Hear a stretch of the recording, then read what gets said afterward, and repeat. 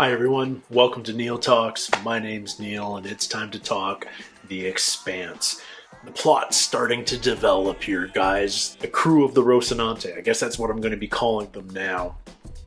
Holden, Naomi, Amos, and Alex are departing Tycho.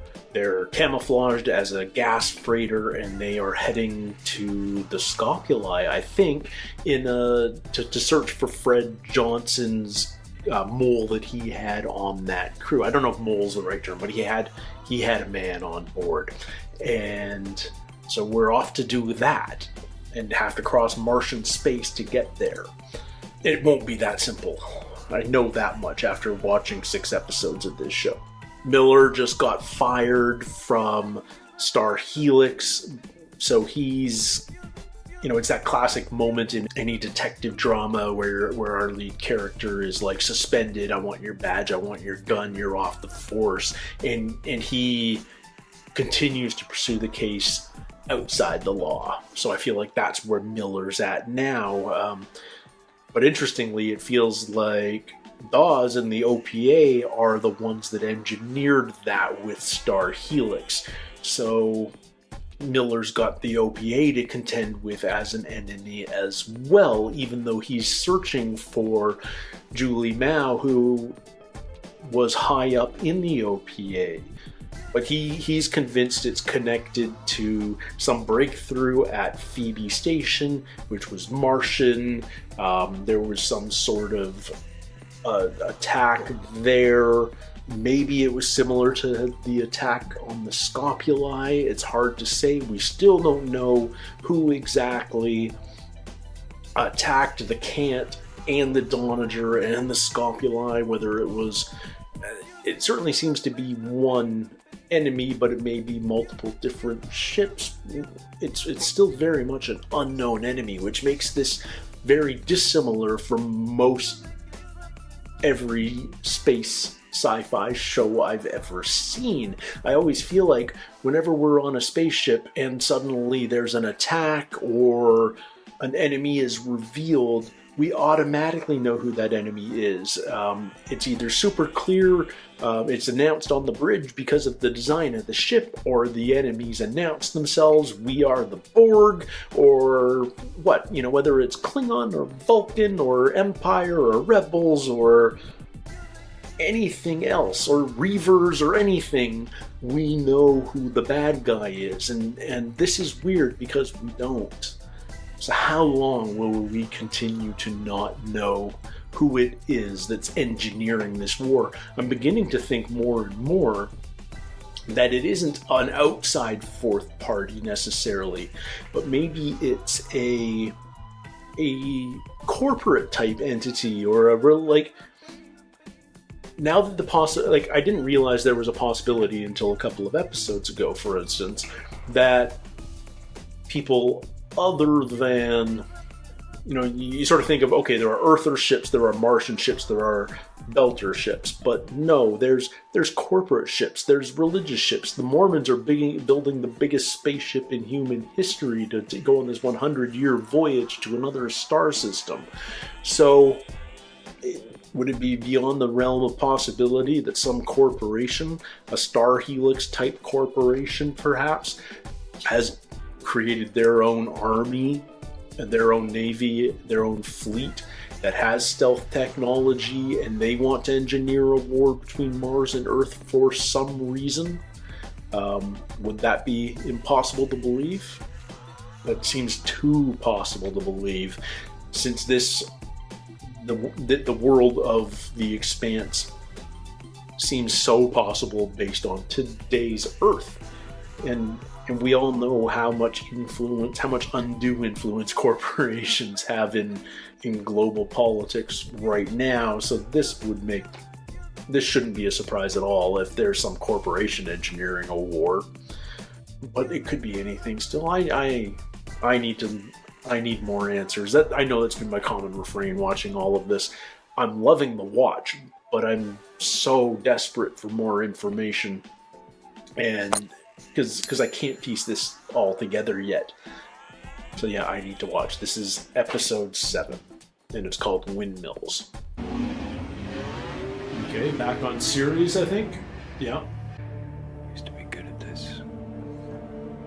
There must have been a time when it was good. Julie, she deserved to be helped. Not everybody does, you know? Brass sends me cases like Julie's, but they don't want them solved.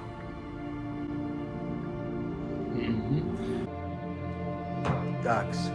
Oh, he's gonna go see Dawes. The only way this ship will pass for a freighter is if no one looks close enough. They have no reason to board us. Once we cross that line, there's no turning back. We need to be ready. Right. How did someone as smart as you end up on the Canterbury? Yeah. I failed upwards to the level of my incompetence. The Peter Principle. Same as the rest of us. Hey, now we're talking about me. Hey, y'all. Why are we broadcasting? He's right. Who's... It's a radio transmission coming from between the hulls. There's nothing down there but Is service there and like a conduit. beak? Could be a faulty controller. Did Fred put It's a modulated tracker and on them or code. something? Amos. What does Amos know? I'm on it. Whoa, who's that? OPA? Is that one of...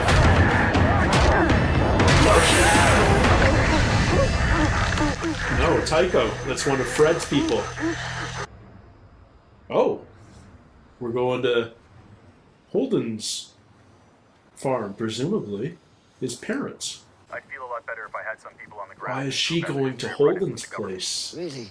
If I see one person on the ground or one helicopter overhead, you'll be living on basic assistance by the end of the month. Yes, ma'am. So there's a universal basic assistance. That's good to know. Way to go, Earth. This about Jimmy? It is. Ma'am, do not enter that residence. We cannot maintain your security here.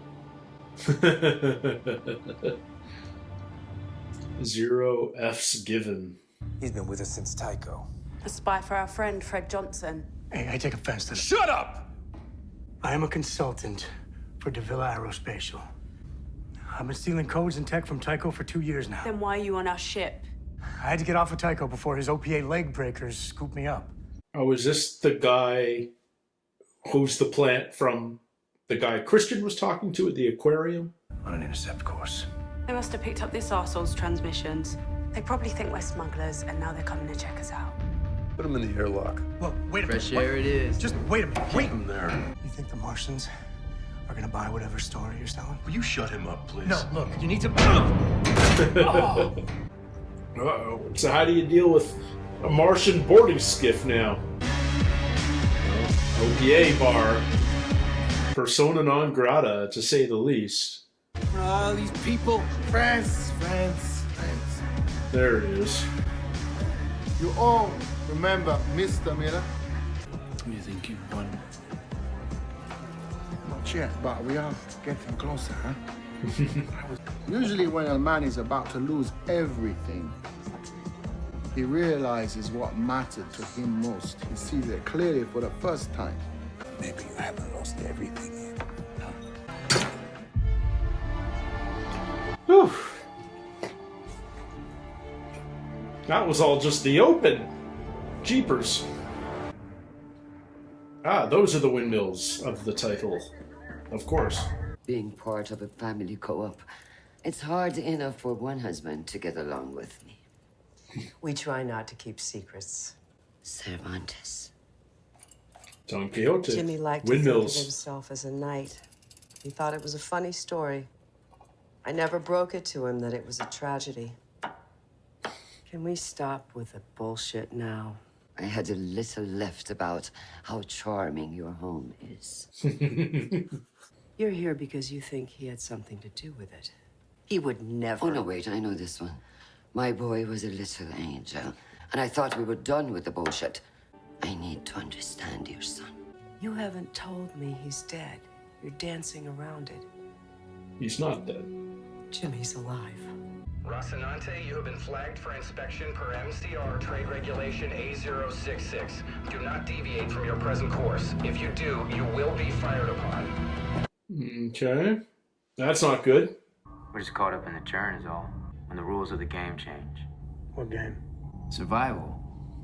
But the jungle tears itself down and builds itself into something new. Guys like you and me, we end up dead. Doesn't really mean anything. That's the churn.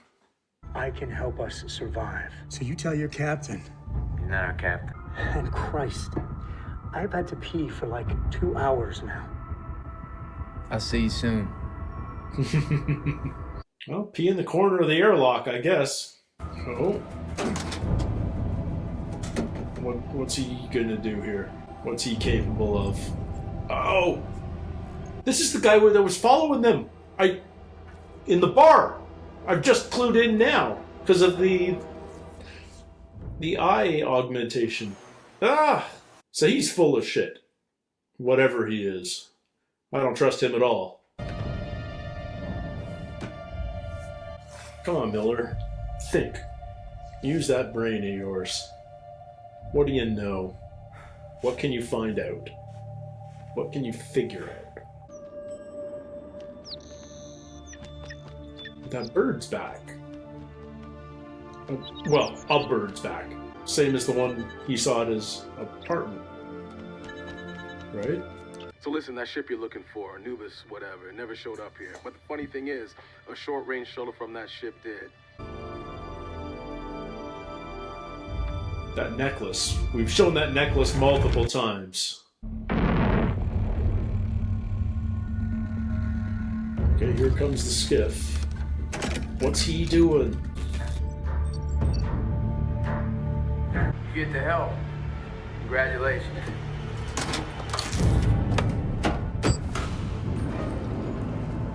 This is a game of pretend, and you guys are pretending to be the wrong thing.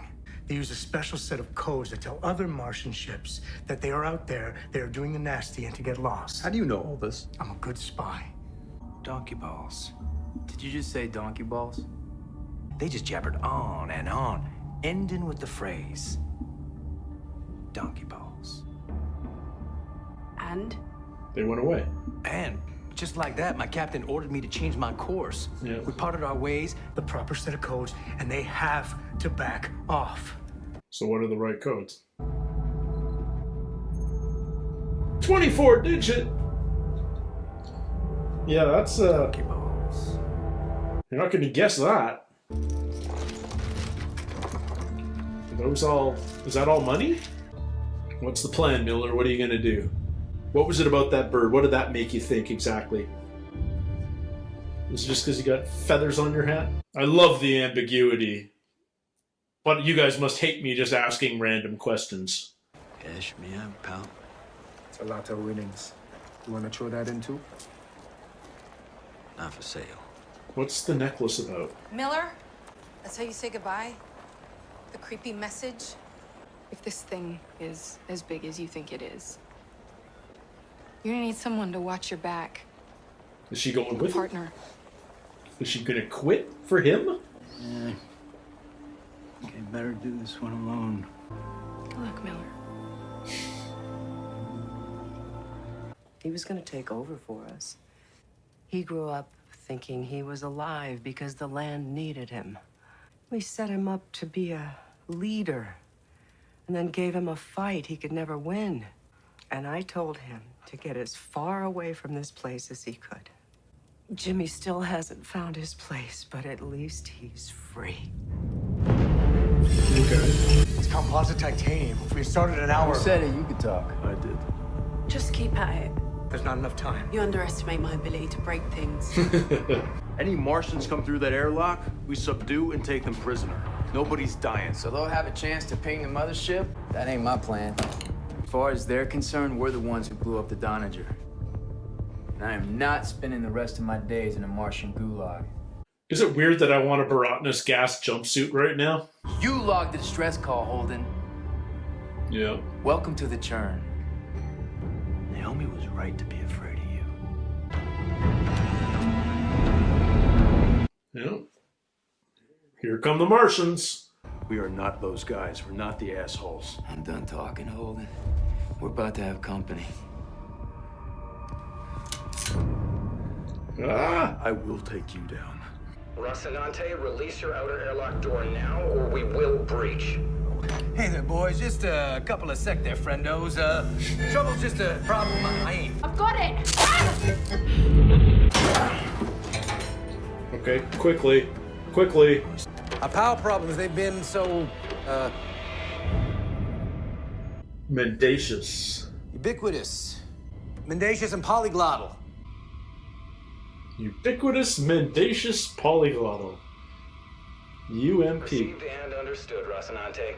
You get those comms checked out when you hit port. Phew. You got it. Woohoo! Son of a bitch! Can you believe that? Damn, I'm good. Well done, y'all. Jeez.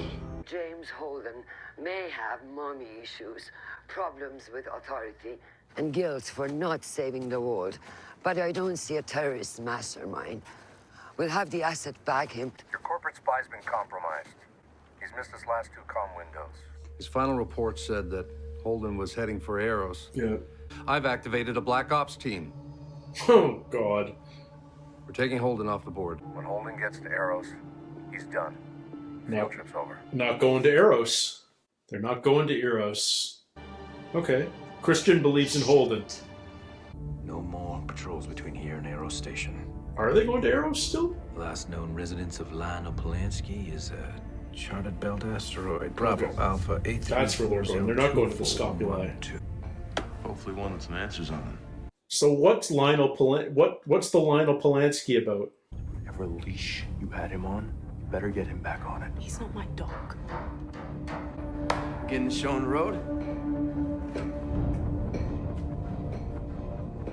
You're the only one who can. Now he finally gets to pee. I don't care what you're involved in. I'm just a guy trying to do my job like you and your people. I am not an animal either.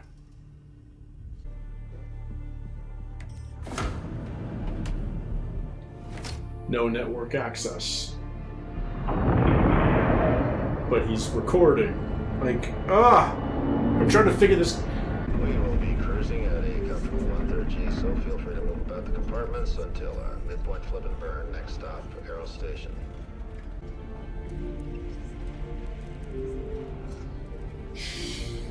Is everyone heading to Eros? We know Miller is, but is the Rocinante actually heading there? I thought they were heading to that asteroid, but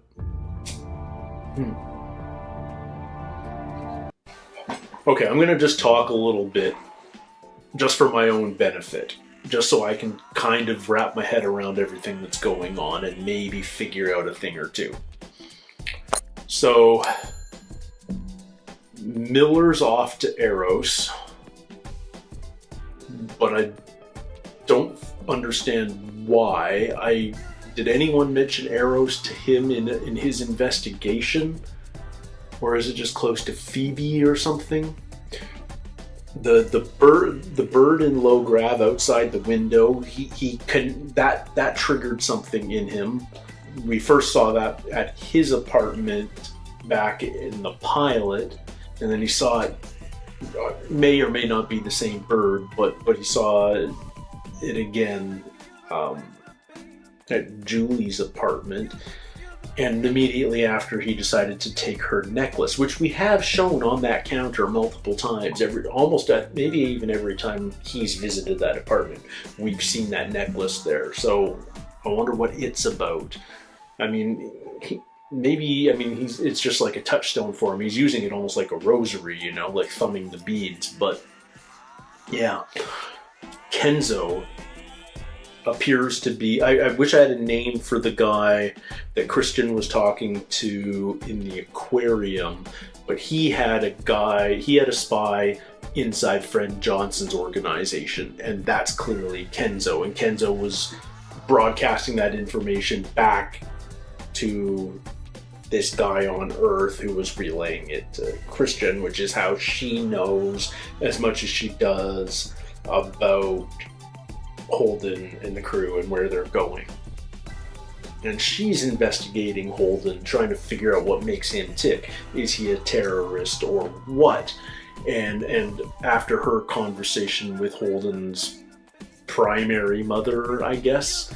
At least the one that bore him for 9 months. She's convinced he's not a terrorist. You know, he's got issues like we all do. He feels guilty for not saving the world.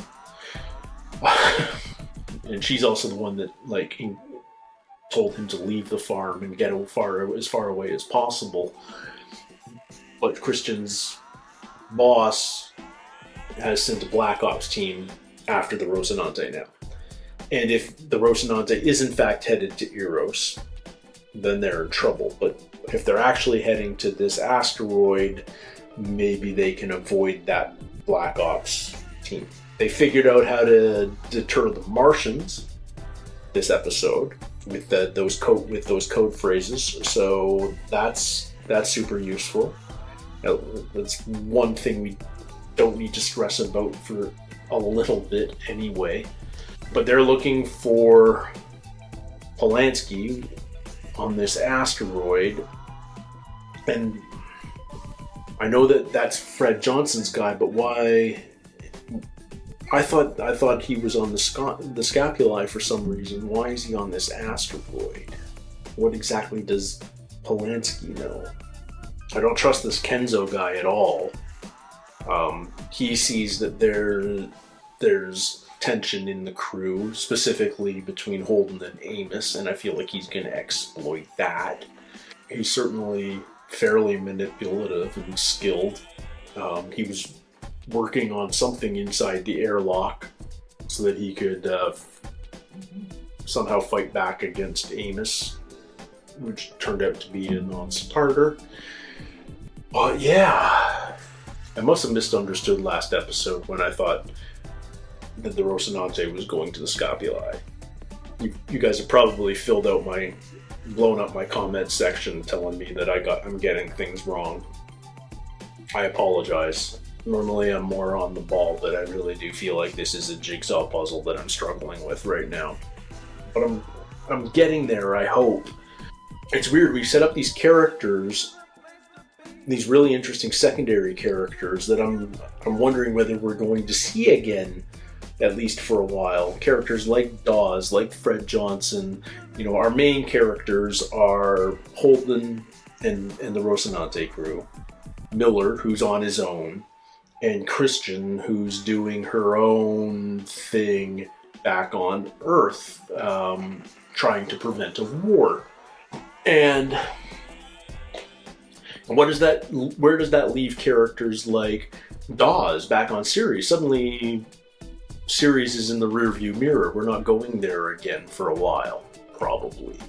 What about Fred Johnson? I thought he was going to be central to the plot for a while, but we've left Tycho behind.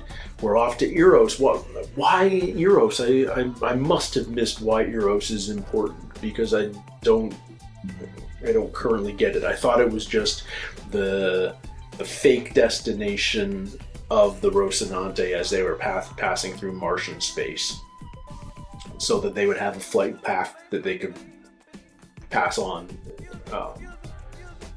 and not raise suspicion. But yeah, suddenly it's all about Eros. The title of this episode was Windmills. I've never read Don Quixote. All I know about it is it's about an over-the-hill man who thinks of himself as a knight, and he literally jousts with windmills. And it's not a comedy; it's a tragedy of the human condition, as they said here in the episode. You know, it's a unwinnable battle. Exactly the kind of thing Holden would continue to fight. But he's doing the honorable thing. You know, he didn't ask the other three to come with him. He said, "You guys can lay low here in Tycho. I'm going to go do this."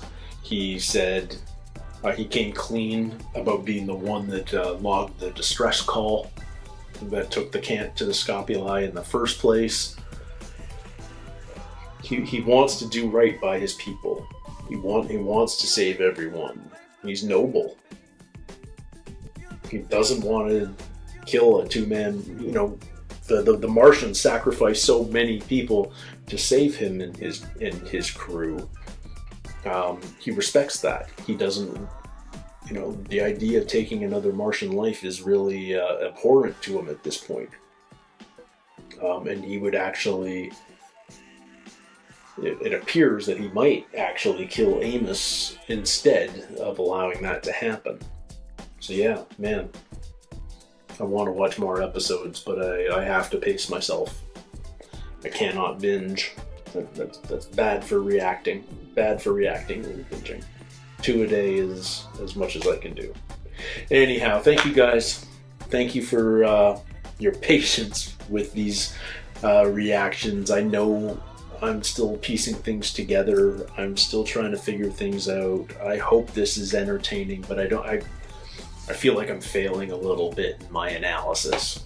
But the information is coming, and I'm loving the show. The show itself it's really well written. It's understated. It's certainly not melodramatic at all. If anything, it's the complete opposite of that. Everything is very understated, emotion-wise. Even if people are loud and vocal in the scene, they aren't spelling out what's in their heart. They're skirting the issues. They're remaining complex and guarded, and it's really, really well written. I appreciate that, and it's very, very impressive.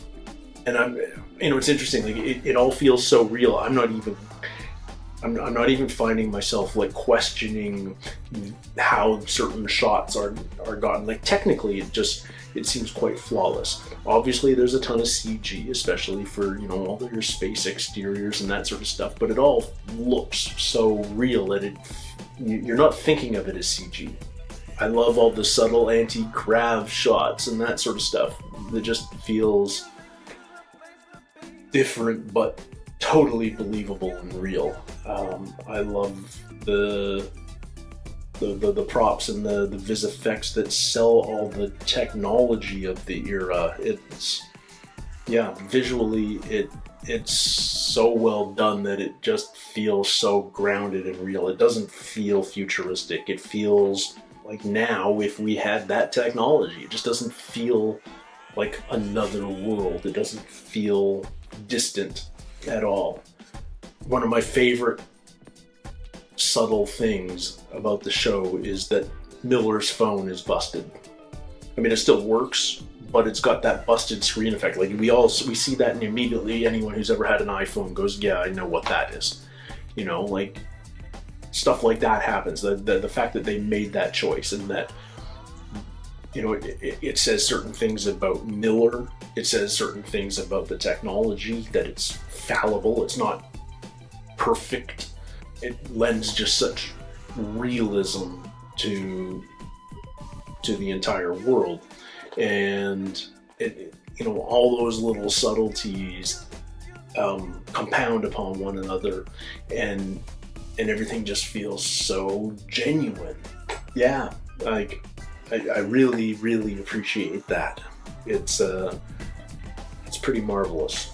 Anyway, we've got another episode next week. Maybe we'll learn a little bit more then, but I'm loving this ride. Thank you guys so much for spending a little time with me. Don't forget to leave a comment down below. I'd love to hear your thoughts about this show. It's certainly one that's got my mind racing. And if you haven't yet, don't forget to like and subscribe. If you want to get early access to some of these reactions, or if you'd like to see my full-length reactions to The Expanse or any other show I do, check out my Patreon at patreon.com/NeilTalks. And until next time, everybody, take care, stay healthy, and we'll see you soon. Cheers.